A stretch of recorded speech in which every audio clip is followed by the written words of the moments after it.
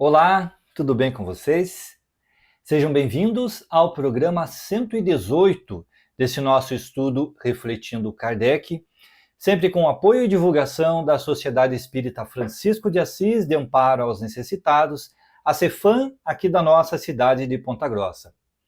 Continuamos estudando a Revista Espírita de 1858 e, na edição de fevereiro, encontramos a história intitulada O Fantasma da Senhorita Clairon. Se você acompanhou o nosso programa da semana passada, viu que a Senhorita Clairon é uma artista do teatro e dotada de uma grande beleza. Ela acabou por conquistar a atração de um jovem que a acompanhava em seus espetáculos. E este jovem pretendia manter algum romance com a senhorita Clairon, mas ela não desejava, o que é muito justo. Esse rapaz, por conta desta negativa, acabou por adoecer, veio a desencarnar, e no momento da sua morte ele pediu a presença da senhorita Clairon, ela negou essa presença. A partir de então, começaram a surgir alguns fenômenos, algumas situações para com a vida, em particular, da senhorita Clairon. E, a princípio, eram alguns gritos que surgiam no interior da sua residência, quando ela estava reunida com algumas pessoas. E, na semana passada, nós vimos que, em determinado momento, numa dessas situações, a senhorita Clairon estava acompanhada de um senhor que havia jantado com ela e retornavam para a sua residência. Quando chegaram próximo à casa, aconteceu novamente uma situação inusitada. Ele foi despedir-se da senhorita Clairon, de desejar boa noite, e não consta aqui que tivesse havido por parte dele nenhum gesto de insinuação, mas apenas que ele ia desejar boa noite à porta da casa dela, quando entre os dois surgiu um grito terrível.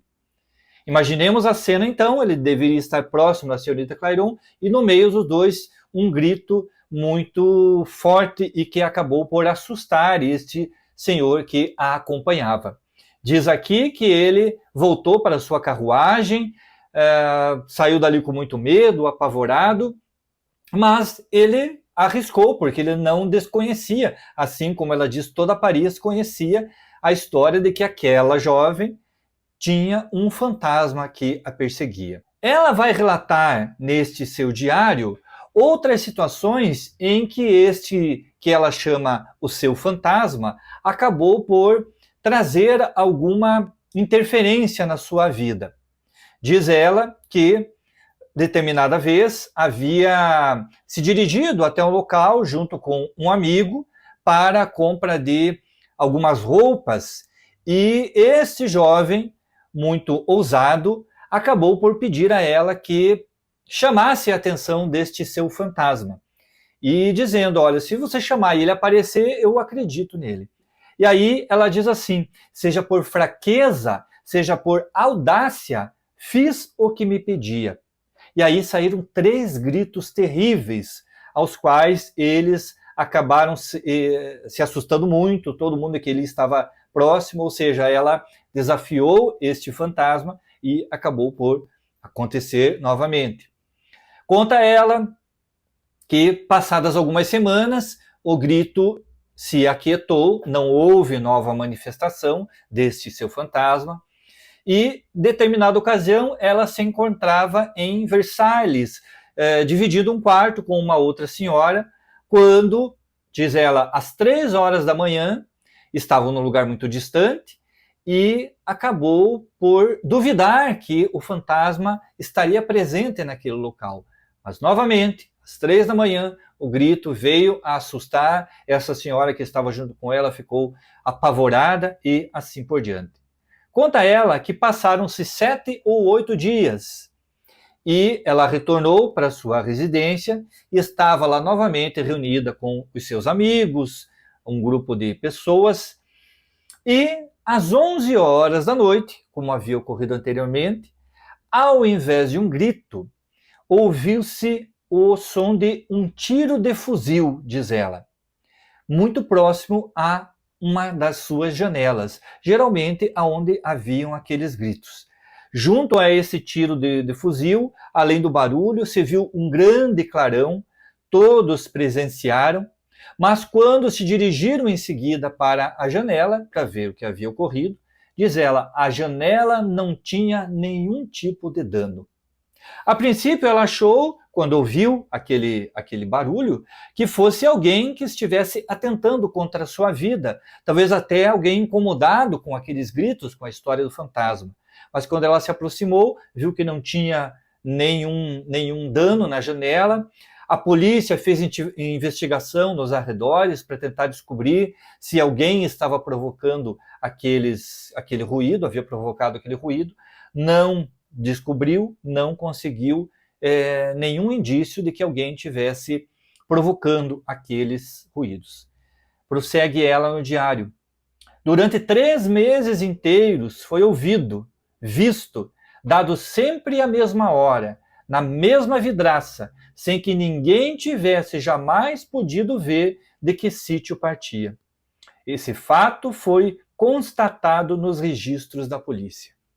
Imaginemos nós que, a esta altura, ela estava já acostumada com esta condição, embora seja algo pavoroso, mas ela registra no seu diário a seguinte frase: acostumada com o meu fantasma, que achava ser uma pessoa boa, então ela atribuía que estes sons eram por conta daquele jovem a quem ela tinha negado manter um romance, não tinha cedido aos seus galanteios. Mas imaginemos que nesta condição ela estava, de certa forma, até à vontade com esta perturbação por conta deste espírito, ou como ela chama, desse fantasma. Mas convenhamos que ouvir tiros de fuzil, gritos, é algo que incomoda bastante, mas, ao que parece, a história da senhorita Clairon, ela acostumou-se com esta condição. Muito bem. Em determinada ocasião, diz ela, estava conversando com um rapaz em sua casa e não sei se vocês podem também concordar com a observação que eu vou fazer. Fazendo aqui um parêntese na nossa história. Sempre esses acontecimentos se dão em momentos em que ela está acompanhada de um ou de alguns homens, o que dá a ela a entender que seja aquele fantasma por conta de um ciúme. Então, nesta ocasião, ela estava novamente junto com um amigo seu que estava visitando na sua casa, e eles conversando, e depois de algum tempo, não se deu conta do horário, acabaram indo até a janela. Diz ela, estava muito calor, estava uma noite bastante quente, abriram a janela e se apoiaram sobre o balcão, diz ela. Quando soam 11 horas, surge novamente o tiro. Mas desta vez, ambos sofrem o impacto deste tiro de fuzil e são lançados longe, vindo a cair no meio do quarto. E o que teria acontecido com os dois? Seria esse o fim da senhorita Clairon? Será que ela e o amigo vieram a perecer diante desse tiro? Ou seria apenas uma ilusão, uma imaginação deles? O que você acha? Aguardo você para nós continuarmos a história do fantasma da senhorita Clairon na próxima semana. Que Jesus abençoe seu lar, lhe traga muita paz, muita harmonia, e aguardo você aqui na próxima sexta-feira. Tchau!